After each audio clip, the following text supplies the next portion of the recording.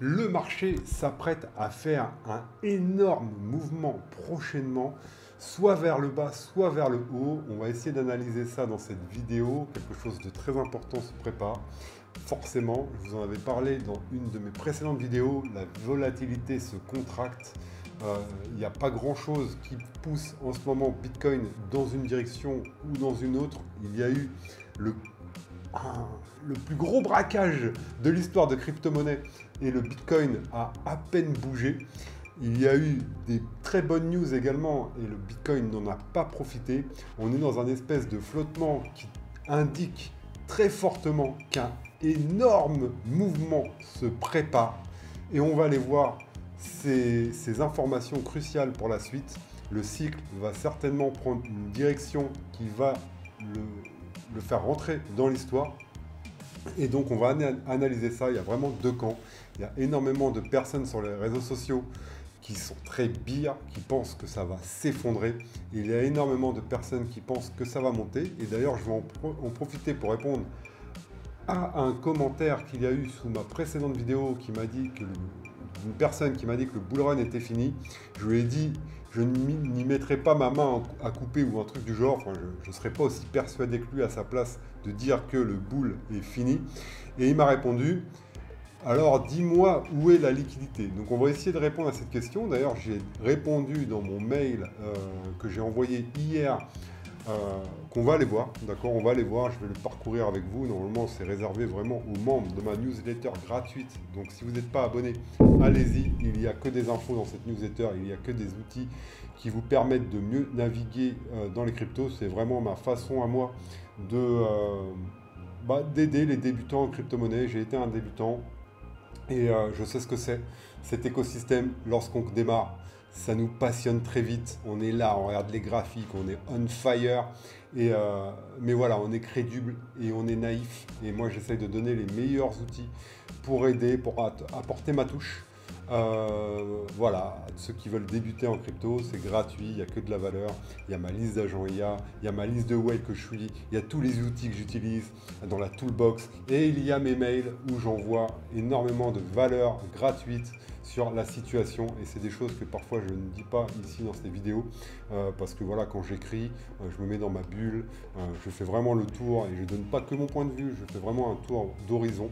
Donc voilà, si vous êtes intéressé par cette newsletter gratuite, c'est le premier lien en description.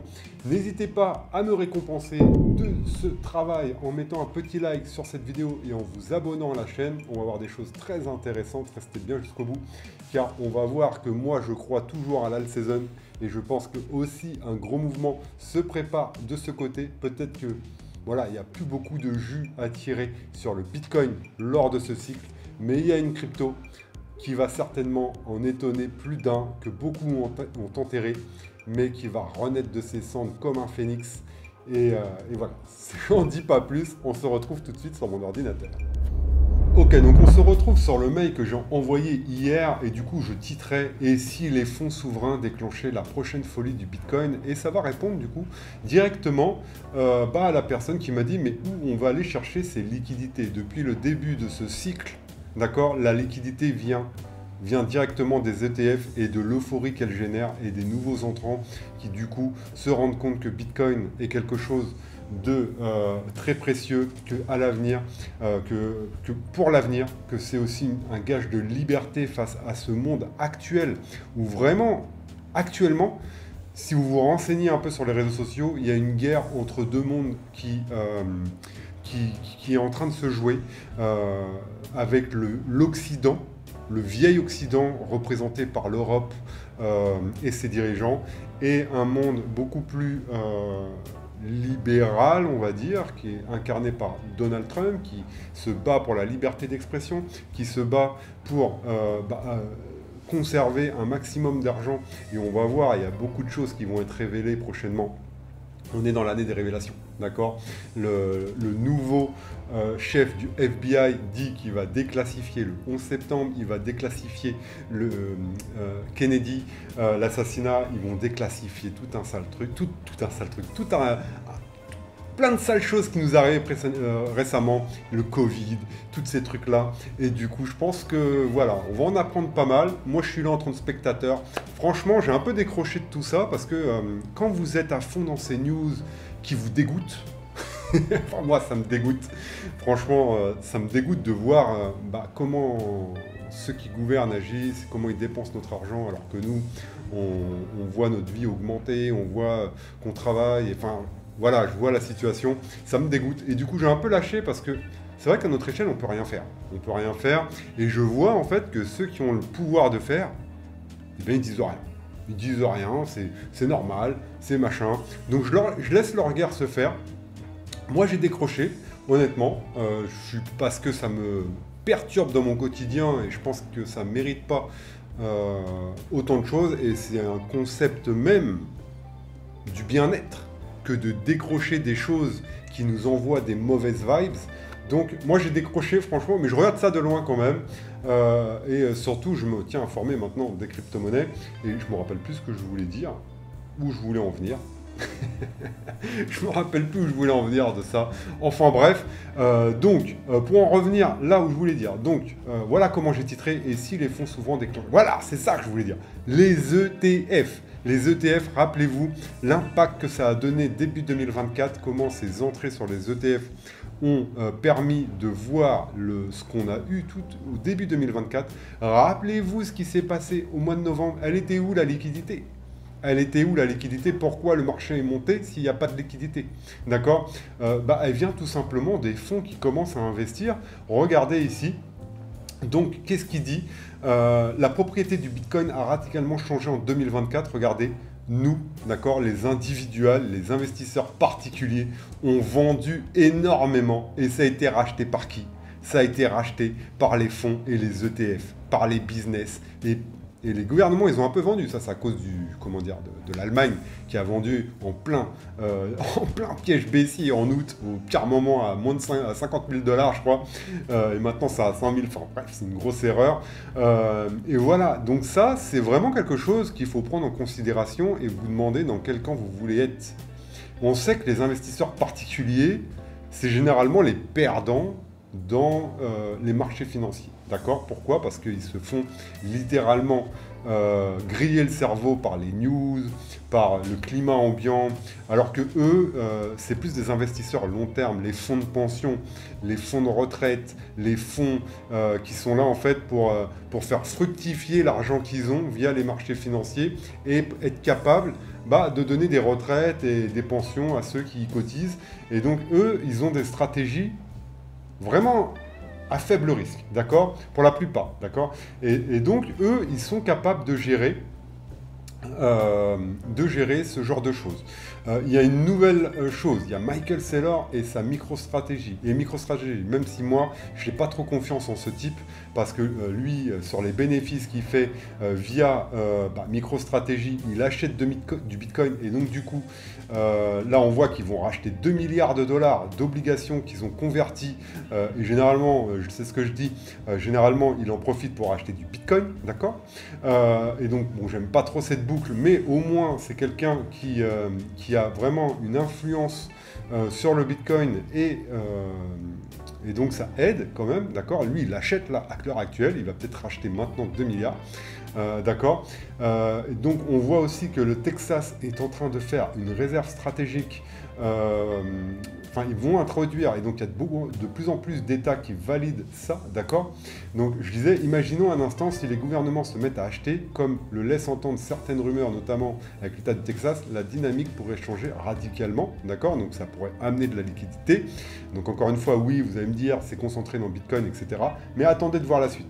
Ensuite, il y a un nouveau secrétaire au commerce qui a été nominé, donc Lutnick. Donc lui, en fait, il veut supprimer l'impôt sur le revenu aux États-Unis et du coup, faire ce que fait Trump actuellement, augmenter les frais de douane pour du coup que les États-Unis s'autofinancent comme ça, d'accord, sans avoir besoin de l'argent du contribuable, d'accord. Bon, bien sûr, il y aura la TVA, les machins, les trucs comme ça, mais on va dire supprimer l'impôt sur le revenu. Et donc lui, qu'est-ce qu'il dit?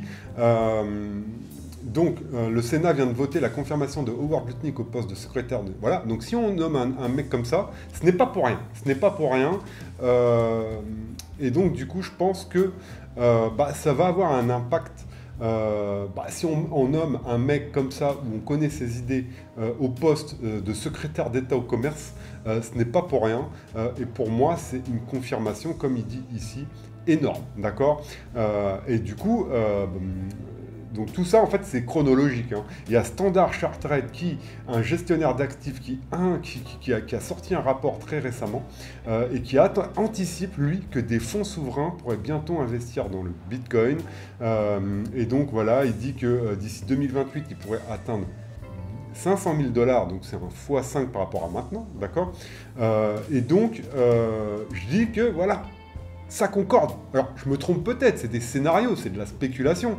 Mais quand on sait qu'un fonds souverain, c'est un outil que gère les A, donc j'explique que c'est ça, et ce n'est pas juste une hypothèse, les détenteurs institutionnels d'ETF ont vu leur nombre se multiplier par 54,5 entre mars 2024 et février 2025. Voilà, donc c'est pas un conseil financier, ça je le rappelle toujours. Et donc, pour moi, tout s'accorde. Pour dire qu'actuellement, ce que l'on voit, c'est clairement de une manipulation pour forcer les particuliers à vendre. Donc, est-ce que ça veut dire que le marché ne va pas baisser pour donner un dernier coup de massue, aller chercher vraiment des niveaux de peur extrêmes, etc. Mais en tout cas, ça veut dire qu'il y a de l'argent prêt à être injecté dans les crypto-monnaies et avec les ETF qui arrivent, avec tout ce qui se prépare, tout ce que Trump va annoncer comme bonne news, on voit que tout, en fait, si on prend encore une fois de la hauteur, on voit que, moi j'arrive à voir plus ou moins le plan qu'ils ont. Et donc, on voit en tout cas que les gros, eux, sont à fond. Ils ne sont pas du tout dans l'ambiance dans lequel sont les investisseurs particuliers, d'accord. Et en fait, la grosse erreur que fait un investisseur particulier de manière générale, c'est de vouloir choper le plus bas absolu. Le plus bas absolu, et s'il voit que ça baisse de 5, 10, 20%, il va vendre, d'accord. Alors que celui qui a investi sur une vision, avec un objectif, sans avoir le temps qui lui pèse sur les épaules, il a le temps, d'accord. Il a le temps et du coup, il sait, regardez, là, par exemple, vous avez un fonds d'investissement qui a une vision de 2028. Donc on est en 2025, 3 ans, d'accord. Donc oui, je sais, on n'a pas envie d'attendre 3 ans avant de récupérer nos actifs. Mais voilà, je pense que celui qui a un horizon, je pense que c'est un meilleur investisseur que celui qui est stressé et qui a la tête dans le guidon à regarder toutes les news. Et donc ce que je dis plus tard quand je parle du hack qu'il y a eu sur Bybit, et d'ailleurs il y a beaucoup de gens qui sont d'accord, notamment Deepwell, c'est quelqu'un que j'aime bien sur Twitter. La bonne nouvelle, c'est qu'on a eu ce drama de 1,5 milliard sur le marché, mais voilà, 1,5 milliard piraté avec le casse du siècle, un peu à la Casa de Papel. On connaît les mecs, hein, franchement, on connaît les mecs. C'est lui, là, Park Jin-hyuk, recherché par le FBI. C'est pas son premier coup, il a déjà piraté pas mal de trucs. Et il est là, il repirate Bybit 1,5 milliard. Et le marché, il a à peine sourcillé. Bon, il a baissé. Mais qu'est-ce qu'on remarque ici? Donc, on va aller regarder vite fait Bitcoin.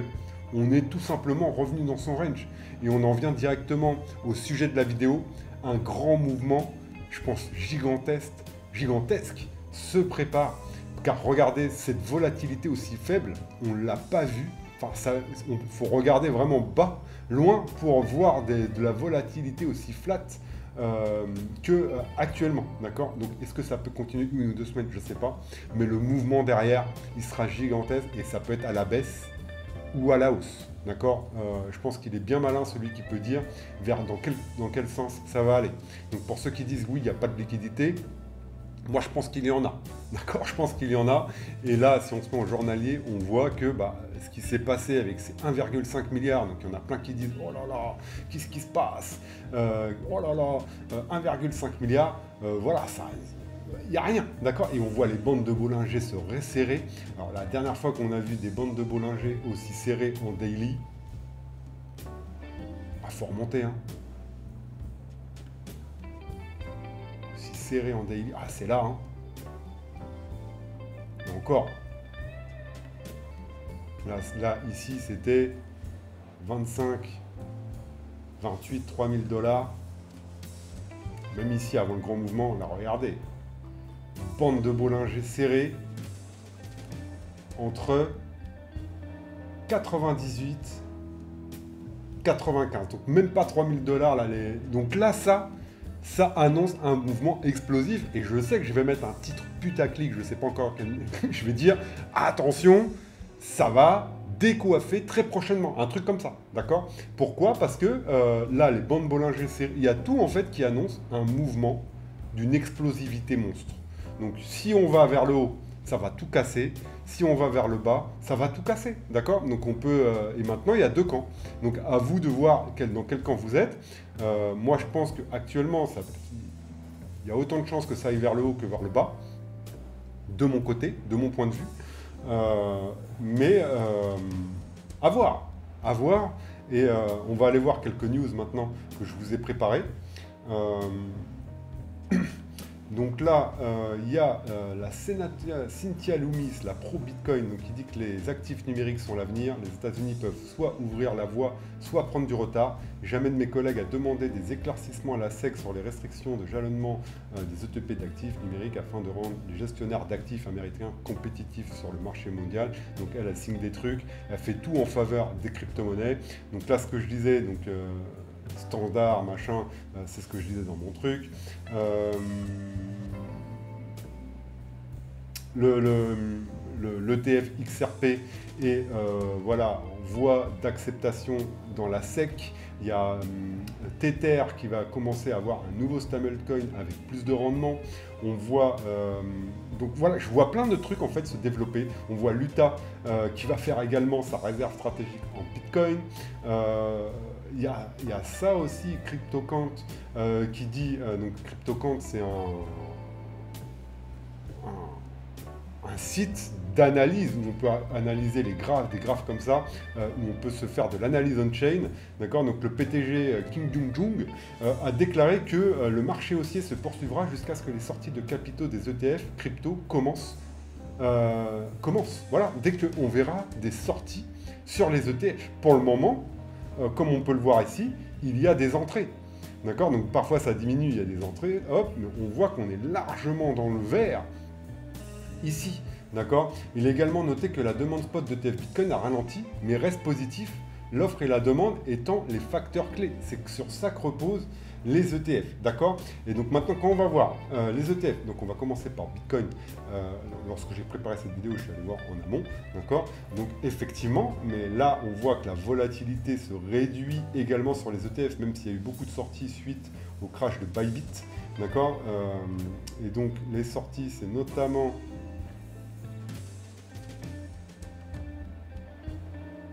sur celui de BlackRock, c'est toujours good, hein, franchement. Et quand on met ici la market cap, on voit que la market cap se maintient. Bah, ça ressemble au graphique du Bitcoin, d'accord. Au niveau du volume, ça reste du volume, d'accord. Et ici, on voit qu'on a une petite sortie, mais regardez, sur la globalité, il y a toujours énormément d'entrées, même si ça diminue. On voit, hein, ça diminue depuis le 17 janvier, on voit que c'est de moins en moins plus faible, d'accord, et les sorties également, ça se contracte, on peut faire un triangle comme ça. C'est dommage, je ne sais pas comment faire des flèches sur mon écran comme ça, en bref, il faut que je regarde pour avoir cet outil-là, c'est très pratique. Mais maintenant, quand on compare avec l'ETF Ethereum, là par contre, on voit que là bien sûr la volatilité s'est très rétractée, et là il y a presque plus d'entrée, plus de sortie, donc d'où l'hésitation à l'heure actuelle, d'accord.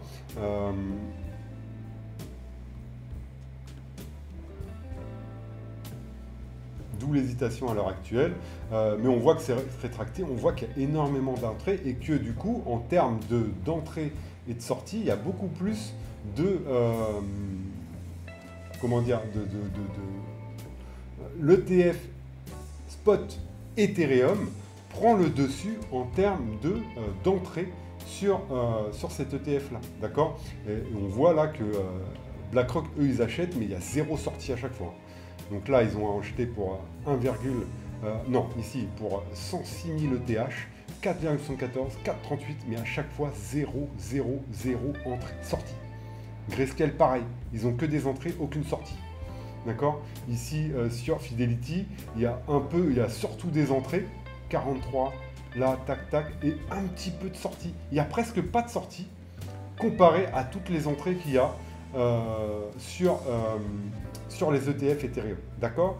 Donc ça, on voit que du coup, l'engouement, enfin, on va dire que la pression est actuellement sur les ETF Ethereum et que c'est là que les choses sont en train de se jouer. D'accord?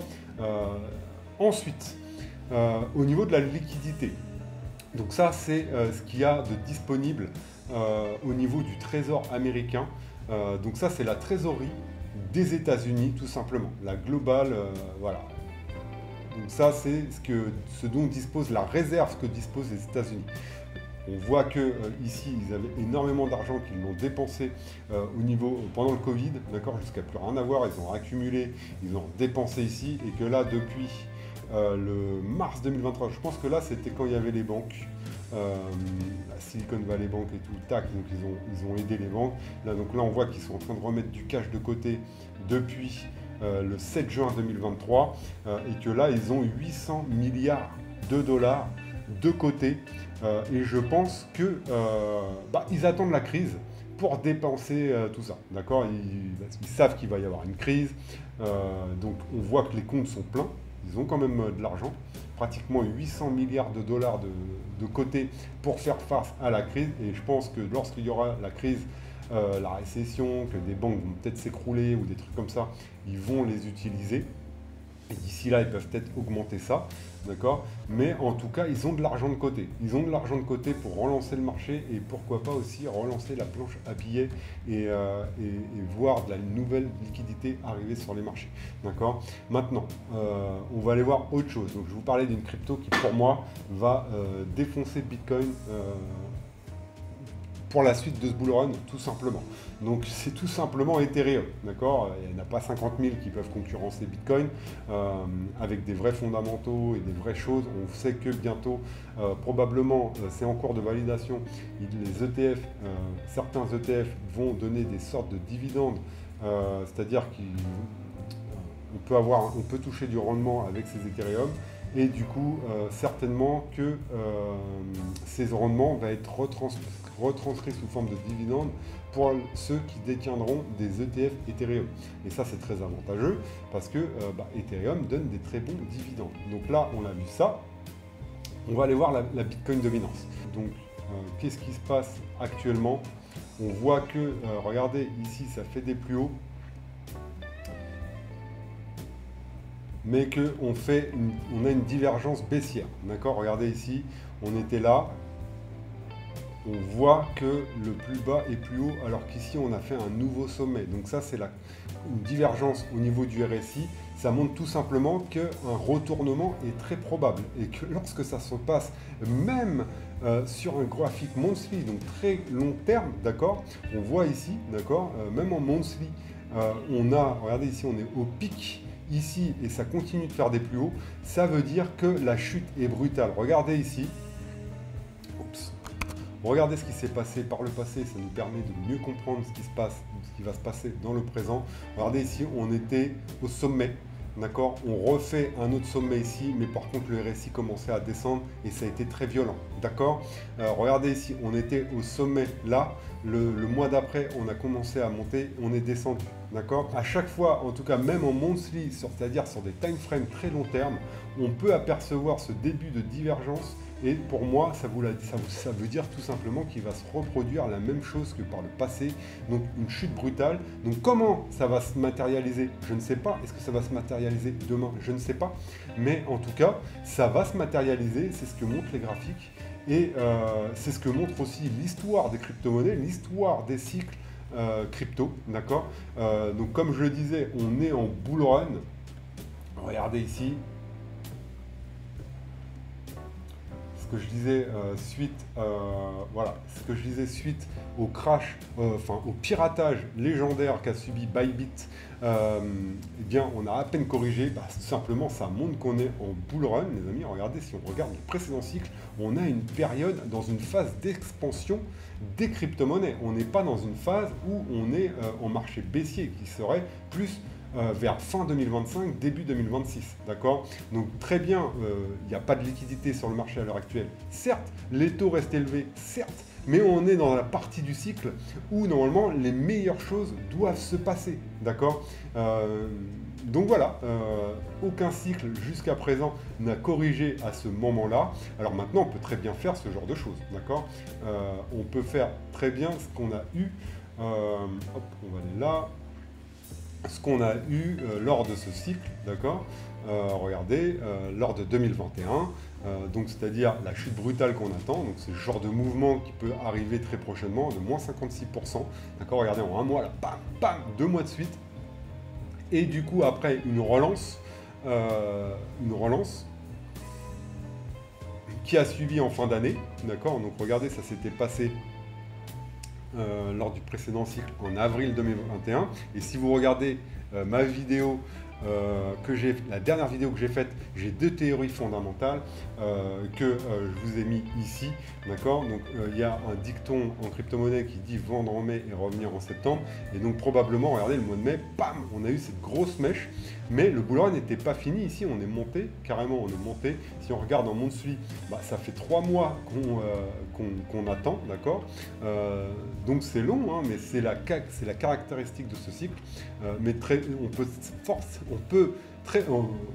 y a des chances qu'on puisse s'écrouler comme ça, comme lors du précédent cycle, et refaire un top en fin d'année, d'accord? Donc c'est des chances. Donc vendre en mai, ça nous rapporterait ici, mais d'ici là, on peut faire un mouvement violent pour aller enfin à ma cible des 120 000 $, et après refaire cette correction et avoir un dernier aller haussier en fin d'année, ou alors on peut s'effondrer tout de suite, revenir tester cette zone-là, et du coup, bah, patienter encore plus longtemps avant de revoir notre all season, d'accord? Mais en tout cas, comme je vous l'ai montré sur la Bitcoin dominance, il y a une divergence baissière, ça peut se mettre du temps à se matérialiser,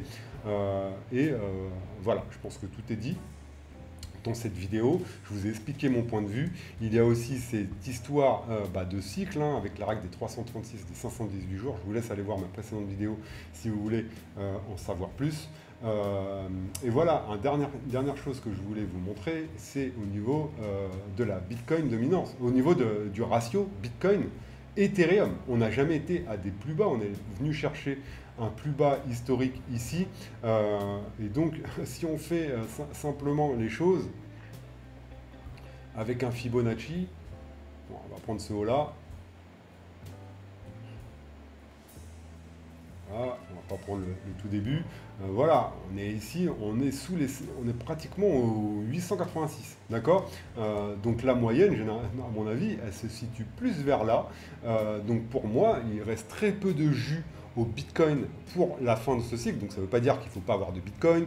Je dis juste que si on est à horizon bull run, bah, il est beaucoup plus intéressant à l'heure actuelle d'avoir de l'Ethereum que du Bitcoin. Parce que regardez, on est à des niveaux de très très bas par rapport à Ethereum, au potentiel d'Ethereum, à ce que va pouvoir permettre Ethereum à l'avenir par rapport à l'évolution d'Ethereum et ce que représente Ethereum dans les cryptos. Moi je sais que voilà, c'est la crypto qui a le plus de valeur certainement dans l'écosystème. Si on enlève Bitcoin qui a un autre but, mais on va dire dans la crypto-monnaie en tant qu'utilité pure, c'est sur Ethereum que ça se passe. Et on voit, voilà, le ratio, on est là, on est sous les 786. Et donc du coup, à horizon bull run, il est beaucoup plus judicieux de posséder à l'heure actuelle de l'Ethereum que du Bitcoin par rapport au potentiel de gain qu'il y a à faire. On n'oublie pas que sur Ethereum, ce qui nous attend, c'est ici, si on suit les vagues, c'est une vague 5 étendue. D'accord? Donc c'est vraiment la vague la plus violente qui puisse arriver avec potentiellement la cible des 10 000 $. D'accord? Donc 1, 2, 3, 4, 5. Et donc ça, c'est ce qui va nous permettre de timer cette alt season. C'est dans un premier temps de venir ici chercher les 3800, 4000 $, d'accord, enfin les passer. On voit qu'on a été rejeté 1, 2, 3, 4, 5, pratiquement 6 fois ici. Donc quand il va revenir, normalement il devrait les flancher, et du coup quand il va dépasser cet ATH, ce sera le top départ de l'alt season. Je pense que tout est dit. Je pense que je vous ai exprimé mon point de vue. Je vous ai dit en quoi je pense que le bull run n'est pas terminé, que de la liquidité il y en a, de l'argent il y en a toujours de l'argent. Il faut juste que qu'il arrive et que les circonstances soient bonnes pour les crypto-monnaies. Un gros mouvement se prépare. Dans quel camp vous êtes, êtes-vous baissier, êtes-vous haussier, l'avenir nous le dira. Il y aura des gagnants, il y aura des perdants, et c'est ce qui fait le jeu des crypto-monnaies. Il n'y a aucun grand mouvement quand il n'y a pas de doute sur les marchés. C'est vraiment ce qui fait la magie des crypto-monnaies. Il faut du doute. Il faut qu'il y ait des gens qui pensent à une chose et des gens qui pensent à une autre chose. Moi, j'ai fait une conférence devant plus de 1000 personnes en octobre dernier où je leur ai dit c'est maintenant les crypto-monnaies. Il y a Trump au mois de novembre, j'étais convaincu, je leur ai donné tous les éléments avec les ETF, je leur ai donné tous les éléments nécessaires pour croire aux crypto. Et bien la plupart ils se sont réveillés au mois de novembre lorsque le bull run était parti. Ils m'ont pas cru. Et voilà, alors que c'était un catalyseur majeur pour les cryptos. Et je comprends. Et encore une fois, j'aurais pu me tromper et les cryptos auraient pu être un flop et les cycles ne pas se répéter. Et voilà. Et ceux qui ont pris le train au mois de novembre, au mois d'octobre, ont été du coup très contents, je pense. Même à l'heure actuelle, ils sont encore assis sur des gains. D'accord? Donc voilà ce que j'avais à dire aujourd'hui. Je pense que justement, j'ai fait le tour de la question. Dites-moi en commentaire ce que vous pensez et on se retrouve bientôt pour une prochaine vidéo. Allez, ciao!